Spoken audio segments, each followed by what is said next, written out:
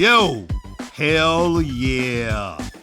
Wyatt begins in like 5, 4, 3, 2, 1. Yo, welcome to Wyatt. And I'm your host, Wyatt O'Brien Evans. Grrr, woof, goddammit, woof, woof, woof, woof. Hey, to all my YouTubers out there, if you like what you hear, and if you like what you see, just click that subscribe button at the bottom of your screen.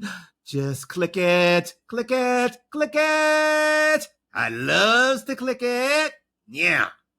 Now, today's Wyatt is an excursion into the fantastical world of the very popular influencer, Michael Lamar Simeon. And he has something unique that sets him apart, from the rest of the pack. So let's just get it on. So without further ado, Wyatt welcomes Mr. Michael Lamar Simeon, aka the Black Gay Comic Geek. Talk at me. How the hell are you? I am good. How are you? Thank you so much for having me. Happy Sunday. Well, listen, my pleasure. Oh, am I pronouncing your last name correctly? You are Michael Simeon. You got it. You got it. Good, man. I am so jazzed to I've gotten Simone, Simon. I'm like, it's pronounced exactly how it's spelled, like S-I-M, Sim-E-O-N, on Simeon. Yeah, you know what? I asked that because I don't like to screw up people's names, because when I was growing up, instead of Wyatt, it was Hyatt, like I own some hotels, or Nyett, so I'm really very particular about that. I mean, there's a famous Wyatt that's on television from Charmed. That's the son of the Charmed one. So you would think I'd get that right. and also Wyatt Earp, right? Oh, yeah, that too. There you go. My brain doesn't go there. My brain goes to Charmed. Like, I got you. Well, again, I want to thank you for coming on, Wyatt. And I got the show idea concerning you from PrideIndex.com. And Philip Esteem, a shout out to Philip. He is the founder, creator of PrideIndex.com. And it does such an effective job of connecting LGBTQ plus communities of color and their allies. And man, the article was concise. It was multi-layered. So I said, I got to have this guy on my show because I like comic books as well. Well, I appreciate it. I'm always willing to talk to anybody that wants to talk to me, because like I always find it fascinating when people reach out to me like, oh, I would love to have you as a guest on my show. I'm just like, who am I? Like, I'm nobody. A guy that likes other guys in comics. Like, my opinion means nothing. Well, you know what, man? Actually, it does. You are an influencer. I mean, your Safe Gaven platform has over 118,000 followers on TikTok. You've got 586 videos on YouTube, and you've got like almost 10,000 Facebook followers. So, which is funny because I don't even really use Facebook like that. Like I mostly just use Instagram, TikTok, and YouTube. Well, you must be weaving your magic some way, somehow, because that's a hell of a lot of Facebook followers. Question for you first. Define Black Gay Comic Geek. What does it mean? Because, inquiring minds want to know. Well, I mean, it's a name that pretty much encompasses all that you need to know before you even click on my channel. I'm Black, I'm gay, I like comics. So if that's not your vibe, like before you even, get there, you're just like, oh no, that's not something. Or you're just like, oh, that's interesting, because for the most part, especially in this nerd space, influencer space, in the fantasy space, most reviewers are straight white men. But then when you do get Black and brown reviewers, they're also straight. So there's a lot of perspectives and nuances and things like that I can bring to the table that you don't really hear a lot of. So I wanted to make sure, like, it was a very political, you know, endeavor in terms of like uh, the creation of my name. And then also my name was inspired by, there's another guy who like long before I was a content creator, I was just a person that and I mean I still am, but I was just an audience member, just browsing the internet, looking Mhm. up content and everything like that. There's this guy, his name is Paul, and he goes by the name Gay Comic Geek. He's white, Ah, and okay. he was like the first person that I've ever seen that was like a gay influencer that was thirsting over Gambit and Nightwing, just like I was, talking about shipping characters and lusting over the character. And I was like, Mm-hmm. Mm-hmm. I like this Mm-hmm. guy, and I actually got Uh-huh. to meet him a couple times. And when I started creating content, I just simply asked him. I was like, "Hey, do you mind if I call myself Black Gay Comic Geek?" And he was like, "I would actually be honored if you did that." And so, you know, so here I am. That you are. And another reason why I wanted you on the show was because back in the day when I was like preteen, I used to create comic books. I had my own little titles of comic books. I did the drawing, the illustration, and also the writing of it. So I said, you know what? I need to have him on this show. So, um, you are an influencer. So what does that mean to you? And what's the That's most what they tell me. okay? What do you enjoy about it the most? Honestly, and it is something I have to like tell myself all the time. It's like, yeah, you are an influence. Like people are looking to you for content. Like there are people that Mm-hmm. specifically will go to your page to see my opinion for stuff. Or like I went to a Comic-Con, I was on a panel, and Wow. somebody's Okay. like, I specifically drove here because I knew you were going to be on the panel.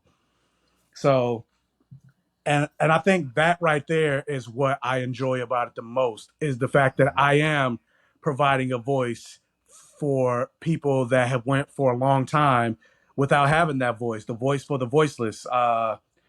Like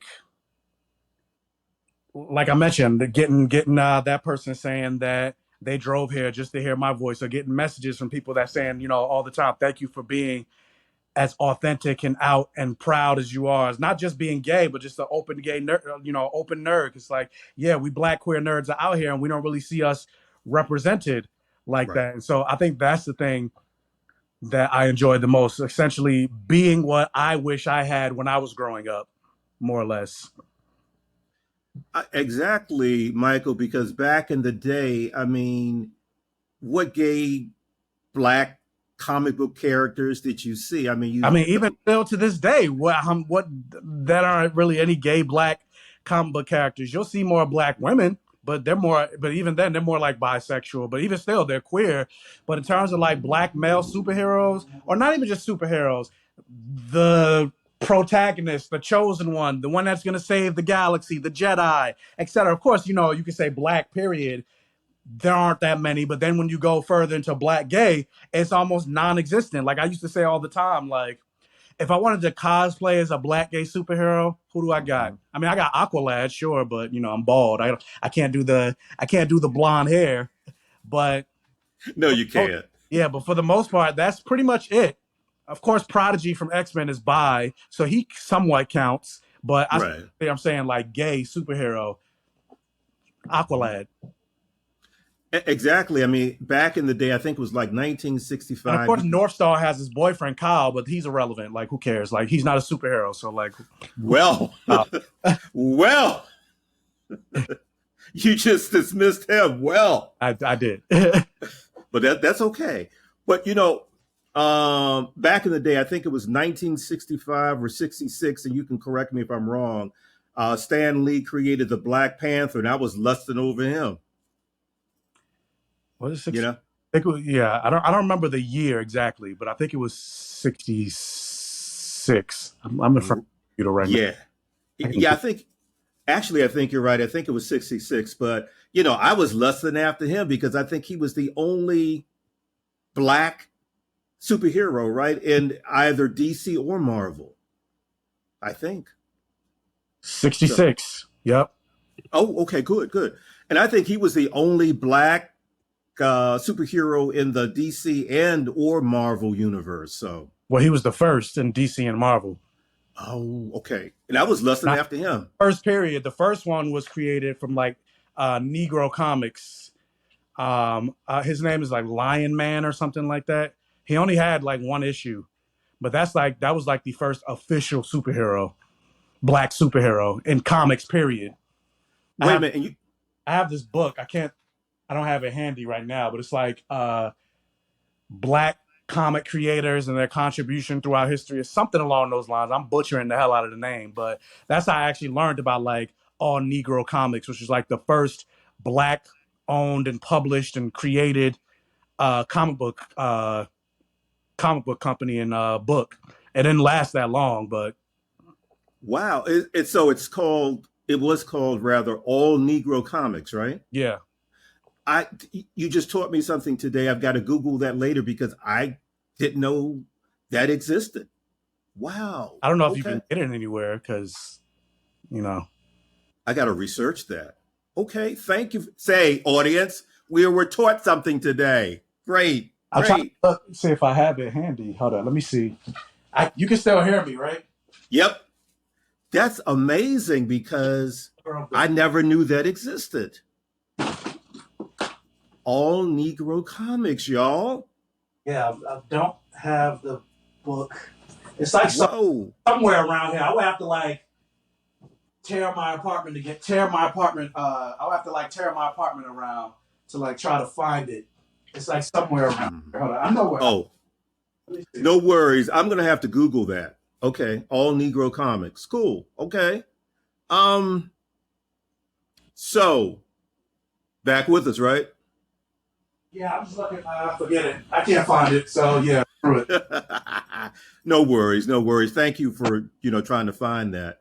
But okay, my man, before we delve into more things, Black Gay Comic Geek, let us just travel through the corridors of time so we can find out about your backstory because the Wyatt folks are nosy like that.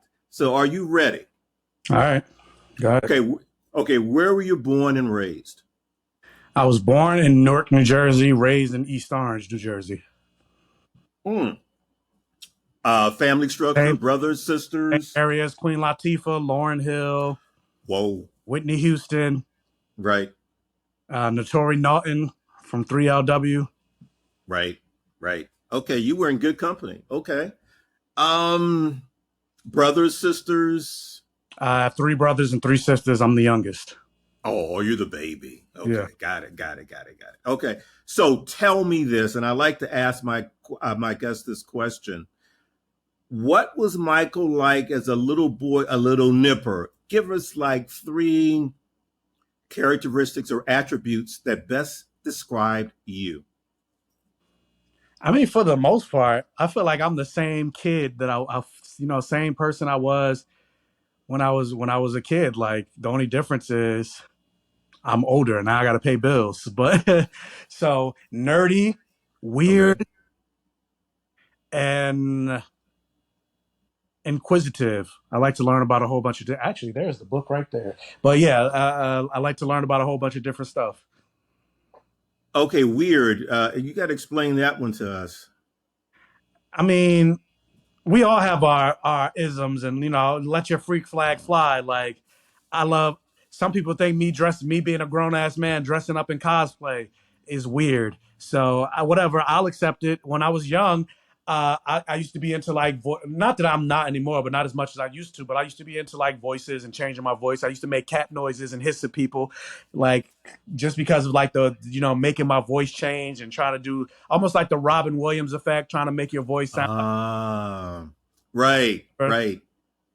you know, Oh, with the mhm, Muppet. I don't know if you ever watched Muppet Babies with the mhm. imagination. I used to do stuff like that, like get under the covers and pretend it was like I was, and turn the fan on and pretend I was like trapped in a winter storm, and like the covers was like my igloo, and I was like, we got to figure out how to get out of here. Like so, all of that as a kid, and kind of still not as much, obviously, but like now my imagination goes into my content.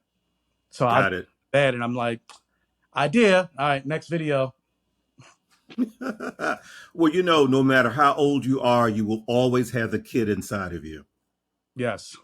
You always People will. don't realize or accept that. They're like, oh, you're Hmm. grown. You shouldn't be looking at comic books anymore. You watch sports and you dress up and go to a sports game in Jersey and paint your face. What the hell is the difference? What's the difference? I Well, paint my face blue to look like Mystique. You paint your face blue to look like whatever the hell, the Dolphins or whatever the team is that's blue. I don't know nothing about sports.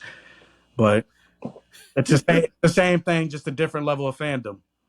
exactly. And look You're at all joining of the fantasy football and playing fantasy football. I'm playing fucking Jedi Survivor. What's the difference?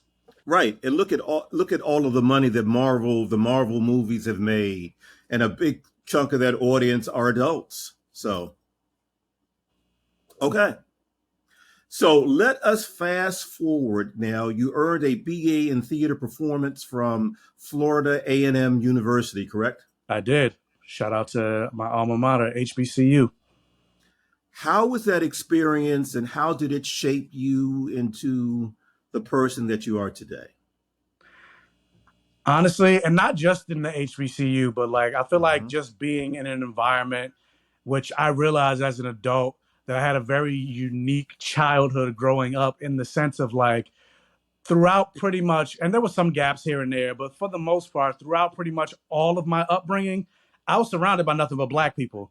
I had Mm. black friends, black teachers, black male teachers, black female teachers, black principals, black board of education member. Like, Hmm. of course, every so like I had white teachers here and there that were teaching at the black school or like at like kindergarten. I went to a different school was mostly white people. But for the most part, I was surrounded by nothing but black people, so I never really had that moment or feeling of like being othered, at least in terms of like race. Of course, I had that in terms of my sexuality, feeling different and all that. Right. But that's a different type of because you can hide that type of struggle. You can mask that and pretend like it's not there. Not to say Absolutely. not to say it didn't affect me, but it affected me.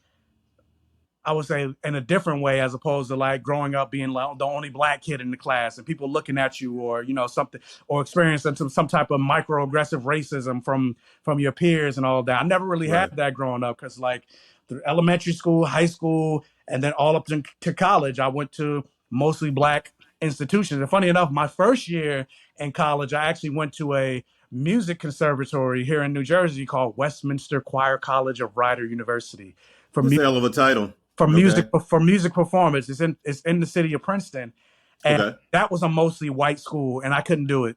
Couldn't do it. After a year, I was out, and I went to Florida. I transferred to Florida. I went from Jersey to Florida, and I felt so much better.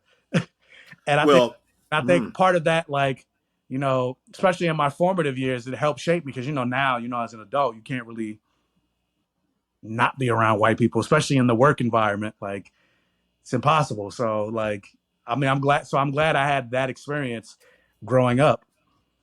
well, I can understand and I can relate to that because I got a scholarship to the George Washington University here in Washington, D.C. As an undergrad. And I think at the time it was maybe like 5% black, maybe.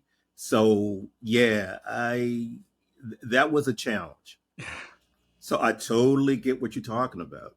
Yeah, and I didn't have Yeah. to worry like when things happen, racial instances or moment, like we would talk about it in class and have moments of Right. I didn't have to worry about somebody being, well, I mean, well, I think all lives matter, so like.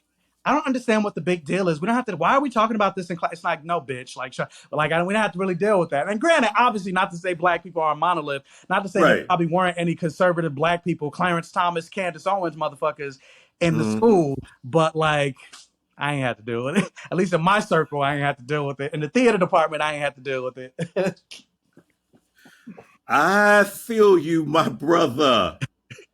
All right, let's delve into Mr. Black Gay Comic Geek. Tell me, where did your interest in fantasy come from? um, Being fortunate enough to be born in '85 and raised in the '90s, like there was a lot of that stuff that started to prop up because going back to the '70s, we had like Super Friends and all of, and then of Mhm. course with the creation of Star Wars, that's kind of what started the nerddom and fantasy and sci-fi becoming more mainstream. And True, true. so then you got like Super Friends, Spider-Man is an Amazing Friends, and all that stuff. So then when I was coming up, being born in '85, Hmm. and then like I said, raised in the '90s, I was 5 years old when it was 1990. You had horror movies, so like it started with my love of horror movies. So I would watch like Nightmare on Elm Street, Friday the 13th, Child's Play, Mm-hmm. Halloween, all of that stuff. Like even when I was younger, I wanted little kid. And horror movies never bothered me because I still had that cognitive dissonance where I knew it was fake. I knew Right. somebody got their head chopped off. It wasn't real. So it never scared Mhm. me. Okay. So like when I was a kid, I wanted a Chucky doll because I thought it was cool. Most people are Okay. like, absolutely, like that's the whole point of the movie. Like you don't want to be around Chucky, but I'm like, I know it's fake. Like I want to fucking Chucky. I like Chucky. I like the movie. And of course, my mother being Trinidad, she's like, hell no, you ain't bringing that damn thing in my house. So I never really got it. And that's also why I say, weird. Some people look at that. That's weird. I wanted a Chucky doll. But so then that snowballed into like my love of fantasy. And then, of course, my Mm. like first supernatural creature love were vampires. And then, of course, 1990, 1992, 1994, the X-Men animated series, the Spider-Man animated series, Power Rangers came out and became a thing, Iron Man animated series, Hulk, Silver Surfer, then eventually uh, Justice League Unlimited, Static Shock. I think my first biggest fandom and the biggest show that had the largest impact on me and really started my journey into really wanting to write and dive more into the fantasy lore and nerddom and everything like that was on March 10th, 1997, Monday night at 9 p.m. First episode, Welcome to the Hellmouth Part 1 of Buffy the Vampire Slayer. And Yeah, I watched that it was so one. faithfully all the way until May 20th, 2003 which was the very last episode of season 7, 144 episodes later. So You were committed. You had the dates down I pat. have the dates memorized. I got lines from the show memorized. Like I'm not as because I haven't watched it in a while. Like I used to know every single episode title by heart. Now I'm like, damn, what's the name of this episode? I could tell you. You could name an episode. I could tell you what season and what episode number it was. Not so much anymore. I could probably get in the ballpark. I could be like, oh, well, that's season 3. I can't remember what episode it was, but like, Mm. yeah. You are. That's what got me into comics. Like I was always into superheroes, but I never actually read because growing up where I grew up, there was no comic book store nearby where I could just hang out and everything. And then plus comics cost money. I didn't have any money. There's a lot of things I Mm. wanted to do growing up. Like Kimberly from Power Rangers made me want to take gymnastics. Couldn't take gymnastics, didn't have the money for that. And then where in fucking East Orange, New Jersey, are you going to take gymnastics classes? Couldn't do it, but like, yeah, so I want to do that. Power Rangers made me want to do karate. My mother didn't have the money to put me in a karate school, so like, let alone reading comics, going to get because comics come out unlike like a novel from your favorite author. They might come out with a book like once every 2 years or whatever, but comics come out like every week. So Mm, mm, that's mm, expensive, mm, and mm. so really, what got me Yeah. wanting to read comics on a consistent basis. First of all, when I was in college, when I was at FAMU, there was a comic book store literally right across the street from the campus. So I had Mm, easy access. But when Buffy the Vampire Slayer ended, they continued the story in canon, season 8, in comic book form. So I'm like, oh, mm, I need to know what happens next. And so mm. I started going to the comic book store to read Buffy. And then I was like, while I'm here, I guess I should start picking up like Spider-Man and X-Men and all that other stuff. And so You were a good customer. I guess. Yeah, you were. Okay. You That have was my said. answer. Hmm? You have said that the things that you like to talk about are blood, sex, gore, and magic, or any variation of the four. Yep, I even got it tattooed right here on my Mm. eye. Blood, sex, gore, and magic. Now, why those four? Because of like what I mentioned, like my love and first enjoyment of horror movies. And what do horror movies have? They got blood, they got sex. If you have sex, you're usually the first one to die. It's gory because you're seeing people's heads being chopped off. And then, of course, Nightmare on Elm Street, Friday the 13th, Jason Voorhees coming back to life. It has magic. Like, so that's what I like. I like fantasy with, because I'm a weird sick fuck. I like my fantasy with gratuitous violence, like the Mortal Kombat world. Like I love the Mortal Kombat game. Finish him, the fatality, it's ripping out people's head Mm. and their spinal cord dangle down. Like I'm into that type of stuff. Like so that's just why I always say, and granted, that's not to say why, and that's why I always say variation of the four, because not everything that I watch has blood, sex, gore, and magic. I love Avatar: The Last Airbender. That doesn't have blood, sex, gore, or magic, but I guess technically it has magic, so any variation of the four, so it has part of it.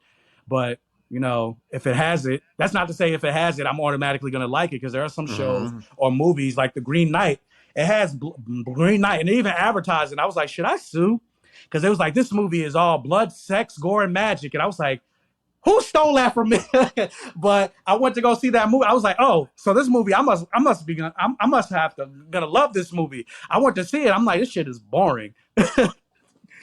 Well, So it's not to say if it has it, I'm gonna like it, but like if it has it, I'm at least gonna check it out and be intrigued by it. mm-hmm. And that's what I Okay. gravitate towards. So yeah. Oh, okay. That was a hell of a complex answer. I love it. Okay, now. I'm a complex person. That's one thing. That's one thing about me. Like you're never gonna get like one word answers. Like, oh yeah, I like it because I think it's cool. Or like this is a podcast. Like the purpose of it is to have a conversation. So like, and that's something I don't understand with some people. Like you invite them as guests on the show, or like I've been a guest on other people's podcasts, and they're like, "So what did you think about the Batman?" And then their answer is like, "Oh, I thought it was good." So, Like the show is an hour, right? Like what else you got for me? well, Sorry. let me tell you something. I don't roll that way. Okay, let's deal with a tamer quote. You said this, and I quote, I'm a strong believer that representation matters and that representation brings normalization. My entire platform is about giving voice to queer nerds of color with emphasis on Black queer nerds, end quote. Let's drill down on that. I mean, like I mentioned before, be the person that you wish you saw when you grew up, and also like going back to what I said, like how many Black gay superheroes are there? But I can name Yeah. like Wiccan, Hulkling, Speed. Why am I drawing a blank all of a sudden? But like, there's a lot of Mystique, Destiny. Right. Like, there's a lot of white gay superheroes or queer or bi superheroes, but when it comes to superheroes of color, it's almost non-existent. And then it's not like we're not here, we're not out here, and we don't deserve to be represented. And then also going back to like be what you wanted to, you wish you had when you were growing up. There was again, I mentioned being a huge fan of Buffy the Vampire Slayer back in the early days of the internet, when you still had dial-up. Some of the kids don't know nothing about that. Where you had to, you couldn't be on the phone when you and the internet at the same time. Yes. There was a role-playing site called Demonic Darla. Really? The rules of Buffy the Vampire Slayer. Like you got to create a character, again, based not from Buffy, but just based in the rules of the show. And so, loving blood, sex, gore, and magic. Always, I wanted to create a character based off of Willow Rosenberg because she was a witch, and I like sorcery and magic and witches and things like that. So I created a character that was a warlock, and in terms of his personality profile, he was basically me, except in the magical circumstances of this world of Buffy the Vampire Slayer. Like his father became a vampire. And his father killed his mother. He had to kill his father. And then he moved to this new town where the role-playing site took place. Now, granted, even though I say it's basically me, that's not to say I got a terrible relationship with my father and I wanted to kill him. And I hope not. I have a great relationship with my father. He didn't kill my mother. My mother's still alive, and I have a great relationship with him. But just, you had me worried there for a second. I'm glad to know that. But I had to create a reason for why he moved from his main town to this new town of Pleasantville, California, which is where the site took place. And so even though his personality profile was me, I still made the conscious decision to make him white. Exactly. Why? Because as much as I love Buffy the Vampire Slayer, Buffy don't got no Black friends. You don't really see any Black people in Sunnydale. That's right. And there were no Black friends. Like, again, fantasy, sci-fi, horror, anything like that, you don't really see us as the main characters. You don't really see, No. or if you do see us, we're always just the sidekick. We're not the ones with the power or anything like that. We're just the ones that either need help or just can give the white person advice on how to defeat the monster, but we're not the ones that defeat the monster. Mhm. So because of that, and then also being that the site was mostly white, I would have been like one of the only, or no, not one of the only black person on the side. I just like, you know what? I'm gonna just make this character. I'm gonna just make this character white. And I don't really have like a lot of like regrets in terms of like my life, but in terms of creative regrets, that's my really only and biggest creative regret. And so because of that, that also is what shaped me in terms of like being so gun-ho about representation matter and through representation Right. equals normalization. Because I'm like, never again. I'm not doing that. Like, I'm not having that shit happen again. And like, imagine if I can go back in time and imagine if I could have created that character as black. Maybe other people that may have wanted to join the site could have seen another black person and be like, oh, okay, somebody else here. Let me come join. So like, yeah. Mhm. So that's why Mhm. I have that mentality because of Mhm. what happened then. Well, that makes a hell of a lot of sense. Now, Michael, you've worked with media companies, including like Netflix and Marvel and Disney. So tell us about that because inquiring minds want to know. Um, like what specifically? Yeah, and the projects that you had with them, or your relationships with them. So yeah, I've done like Netflix reached out to me to do like a paid promotion for like Stranger Things season 4. Okay. I've been on, red carpets for Disney and for like the Marvel show. My first red carpet was Doctor Strange and the Multiverse of Madness. And it's funny because like All right. I feel like I manifested that because the year before I saw so many people go onto like the red carpet for like Spider-Man No Way Home, and I was just like, I want to be able to go on a red carpet like next. And I was telling my friend, Fantastic Frankie, who is another content creator. I'm about to be a little graphic, so forgive me, but I have to give the context. But I was like, Frankie, I don't know where, like Little Mermaid. I don't know when, I don't know how, but I feel something starting right now. But I was like, I don't know what I got to do. I don't know who I got to contact. I don't know whose dick I need to suck, but we are going to a red carpet premiere next year. I don't care. Like, we making it happen. And so I love it. I just started putting out, feelers and everything and, like asking around. I don't know who I had to ask around. I'm just sending out random emails. And then one day I just got an email that just said, you and a plus one are cordially invited to the red carpet premiere of Doctor Wow. Strange and the Multiverse of Madness in Los Angeles, starting this date, yada yada yada. So I just called. I was like, Frankie. She's like, what? I was like, are you sitting down? Are you sitting down? I was just like, bitch, pack your bags because we are going to see Doctor Strange. And then I got the next one. I got Thor, and then I got Wow, man. and I got Wakanda Forever. And then like I don't not to say I get every red. I don't get every red carpet premiere, especially not being in LA. They don't pay me to go to Right. premieres. I got to get myself there, get myself on, pay for a hotel. I'm just there. It's like, hey, we're sending you the invite. It's up to you if you choose, like how you get here and if you choose to come. So like I can't do that often because that shit ain't cheap. So like I opted not to go to Guardians of the Galaxy because I want to go to the Marvels. So hopefully I'm putting in some feelers to be able to go to that. But it started from that, and then I started getting other red carpets. Like I got to go to the red carpet of Black Adam. I was invited to the world premiere of like Hocus Pocus, et cetera, et cetera. So Whoa, man, that's awesome. I mean, wow, that yeah, if you that's would have asked that's me a couple years ago when I started, because I used to be like, dang, like how do these people get to go to these premieres, or like they get to see a movie a month early, or see these movies like 2 weeks early. I'm like, dang, I wish I want to be able to do that. And now that's pretty much like I get, not all the time, not for every movie, but now I get movies sometimes a month early. Like They Clone Tyrone I think it comes out next week. yeah, it I've does. had it Right. for like the last month. Wow. So like now I'm at that point, that I wish I was. But now the next step is I want to be able to make this my full-time gig as opposed to still working a full-time Absolutely. 9 a.m. to 8 p.m. job. Absolutely. So that's Absolutely. the I hear you. next step that I want to be able to go to. I'm sure you'll be able to do that. Really. Cross. Because yeah, I'll get brand deals and I'll get paid, money to make one video and everything, but it's not consistent. Like Right. my busiest month was last month because it was Pride Month. So now everybody's like, wait, who's gay? Oh, Michael. So let's pay him to do stuff. So I was getting, I was making money, but now Pride Month is over, and now Right. it's like, hey guys, I can talk Right. about other things. Like, Exactly. Just give me somebody. Give me somebody. yeah, let's make Wow. can this be consistent? And plus, there's other gay stuff coming out. Like Heartstoppers is coming out on Netflix. Netflix, hit me up.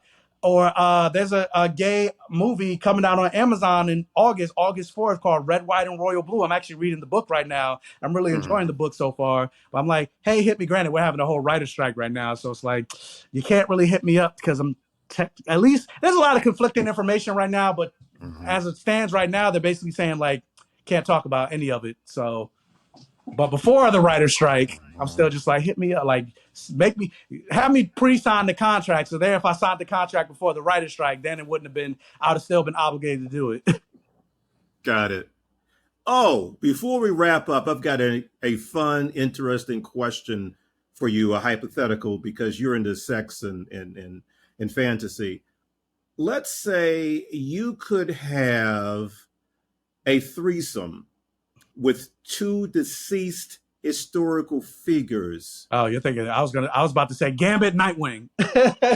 No, or no, real people. uh, Who would they? Real people. Who would they be? Or uh, if you want to I flip was it gonna to say, cartoon characters, you can do that too. deceased. That's kind of Yeah. morbid. I'm gonna summon them right now in my room. But granted, I don't. He has a lot of queer aesthetics, but Prince in his young days seems like he probably would have been fun. Mm-hmm. Mm-hmm. Uh, Okay. Prince, and just the easy answer, Michael Jackson when he was black and he still had the before the nose job. Like when he was in the Blaming on the Boogie days, I'd be like, Michael was fine when he was younger. Like, Yes, he was. what did What happened how to did you? And him? granted, I know it's trauma. Like people used to criticize him for having the same nose as his father, and he hated his father. So that's part of the reason why he kept getting nose surgery because he didn't want to have the same nose as his father. But I'm just like, Michael, you were so fine when you were He young. was. Sometimes and I used to say that Mm-hmm. all the time, like, damn, I wish there was a way, not that like I'm somebody and I'm a psychiatrist or something, but I'm just like, I wish I was able to talk to Michael when he was younger, before he started going through, before he had the accident with the coke, because that's when he Oh yeah, yeah, started yeah, to get yeah. addicted to pain medicine, pain. Right. Pepsi. Right. Yeah, Yeah, yeah. oh yeah, Pepsi. But I'm like, Right. I could just sit and talk to him outside of the celebrity, because obviously, it's Michael Jackson, but just like talk to him as a regular person and Right. get inside his head and just let him know, like, you're beautiful the way you are. Like, you are beautiful no matter what they say. Words can't bring you down. Like, so I guess that would be but in terms of like comic book characters, I mean, it'd be more Gambit, Nightwing, Nightcrawler, freaking Cyclops. So we're talking about an orgy. Yeah, pretty much. A full, Pretty much. I don't know if you ever watched Sense8, but like, give me a Sense8 orgy style. Mm, I love it. Okay, That's so still, so I'm salty that show still that got canceled, didn't get renewed for another. I don't know if you ever watched it, but that was like, I love that show. mm. Okay, now tell us, what projects do you have for the rest of the year? What's upcoming for you? Honestly, because there's a writer strike. Yeah, that's true too. Yeah, I don't got nothing, like, because I can't talk about anything. Like I was gonna review Mission Impossible, Right. can't, like, so now I'm just pivoting my content where now I'm just like, and it's gonna take way longer to Yeah. come out with stuff. But now I'm just pivoting because even like comics, like I can't even. I mean, I can talk about some comics. I can talk about indie comics. So I could do that, but like, because technically, being that Marvel and DC are owned by struck companies, Warner Brothers and Disney, Right. can't even talk about Marvel and DC comics. But like, yeah, Mhm. so like right now, like I mentioned, I'm reading Red, White, and Royal Blue. Once I'm done with Okay. that book, I can talk about that. I can review that. I can review anime. Hmm. So like now I'm just pivoting in that aspect. But it's gonna take a little bit longer to like read a novel and Hmm. create a review about it. But you gotta make a way, find a way, and make a way, right? So that's basically what I got coming up. figuring out what I got coming up. Okay, cool. Strike is cool. over. All right. Well, listen, Michael, how do we connect with you, follow you, give us all of your social media? You can find me everywhere: TikTok, Twitter, Instagram, Threads, Facebook if you want, even though I don't really use it anymore. YouTube, Instagram, Black Gay Comic Geek. All right.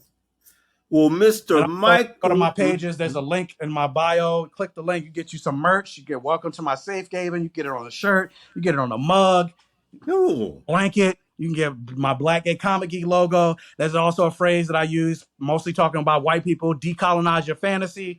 You can get that everywhere. For the all gay rhythm is a phrase that I usually say.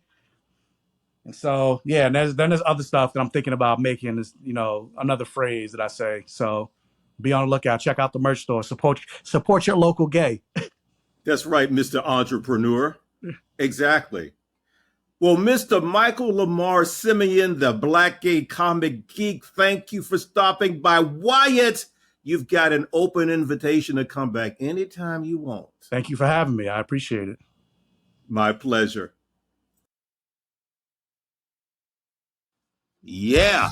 So, y'all, there you have it.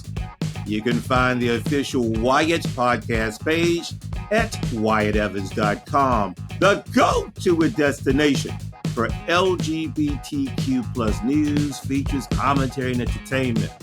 WyattEvans.com is visited by more than 100 countries on the regular. All I can say to that is, hey, baby. And at WyattEvans.com, you'll find my smoking hot, HAWT hot, Nothing Can Tear Us Apart series of novels. And as you just saw on the top, the newest installment is called Shattered. I said Shattered.